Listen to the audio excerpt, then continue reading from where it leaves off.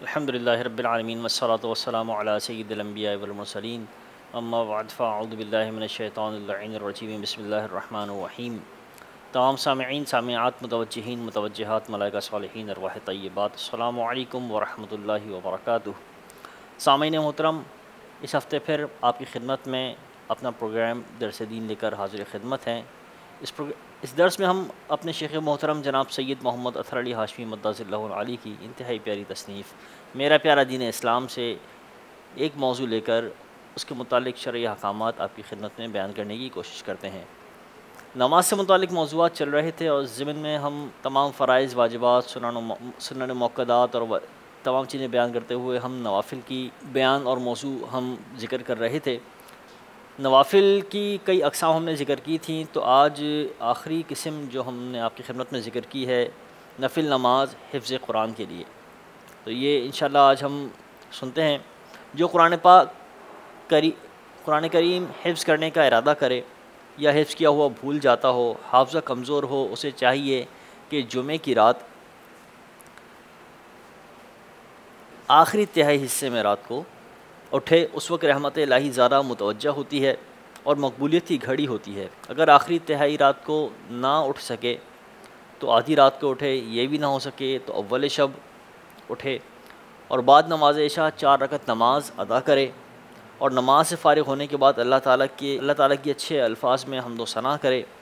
اور حضور نبی کریم صلی اللہ علیہ وسلم پر درود پاک بھیجے، اور باقی پیغمبروں پر بھی درود پاک بھیجے، اور اپنے اور تمام مسلمانوں کے لیے مغفرت کی دعا کرے، اور پھر یہ دعا پڑھنی ہے جو ہم اب ذکر کرنے جا رہے ہیں۔ یہ بہت لمبی دعا ہے، اگر آپ اس کو پڑھنا چاہتے ہیں تو ہمارے شیخ محترم کی کتاب میرا پیارا دین اسلام جو کتاب ہے، یہ ویسے بھی ہر گھر کا حصہ ہونی چاہیے، تو یہ ہمارے مکتبے سے آپ لے کر اس سے یہ دعا دیکھ سکتے ہیں۔ اللہم ارحمنی بترک المعاصی ابدا ما ابقیتنی وارحمنی ان اتکلف ما لا یعنی وارزقنی حسن النظر فیما یرضیک عنی اللہم بدیع السماوات والارض ذا الجلال والاکرام والعزت التي لا ترام اسألک یا اللہ یا رحمن بجلالک ونور وجهک ان تلزم قلبی حفظ کتابک کما علمتنی وارزقنی ان اتلوه على النحو الذي يرضيك عني اللهم بديع السماوات والارض ذا الجلال والاكرام والعزة التي لا ترام اسألك يا الله يا رحمن بجلالك ونور وجهك ان تنور بكتابك بصري وان تطلق به لساني وان تفرج به عن قلبي وان تشرح به صدري وان تغسل به بدني فإنه لا يعنيني على الحق غيرك ولا يؤتيه إلا أنت ولا حول ولا قوة إلا بالله العلي العظيم۔ سامعین محترم، یہ دعا تھی جو پڑھی جائے گی، اور اس کا ترجمہ بھی آپ کی خدمت میں بیان کر دیتے ہیں۔ اے اللہ، جب تک تو مجھے زندہ رکھے ہمیشہ گناہوں کے چھوڑنے کی توفیق دے، مجھ پر رحم فرما، اور بیکار باتوں میں پڑھنے سے بچنے کی بھی توفیق عطا فرما۔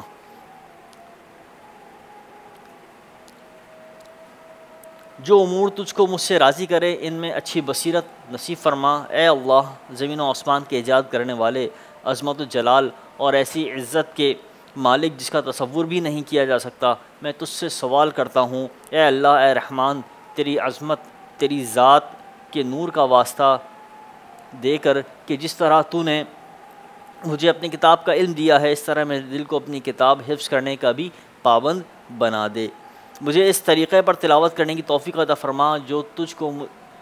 تجھ کو مجھ سے راضی کر دے۔ اے اللہ، زمین اور آسمان کے ایجاد کرنے والے، عظمت و جلال اور ایسی عزت کے مالک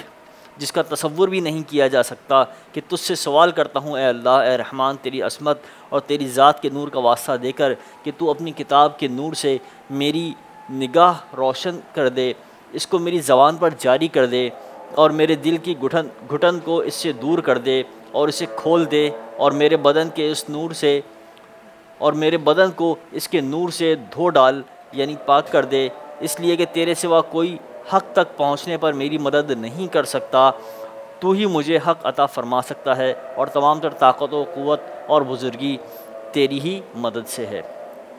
نبی کریم صلی اللہ علیہ وسلم نے فرمایا ایسا 3 یا 5 یا 7 جمعہ کرے تو اللہ تعالیٰ کے حکم سے دعا ضرور قبول ہوگی، اور فرمایا قسم ہے اس ذات کی جس نے مجھے نبی برحق بنا کر بھیجا،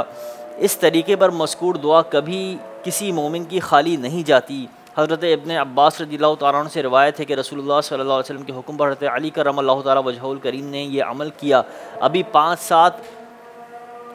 جمعہ نہ گزرے تھے کہ رسول اللہ صلی اللہ علیہ وسلم کے پاس ایک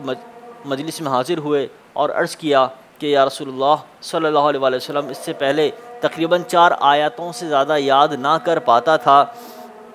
اور وہ بھی یاد نہ رہتی تھیں، لیکن اب تقریباً 40 آیتیں یاد کر لیتا ہوں،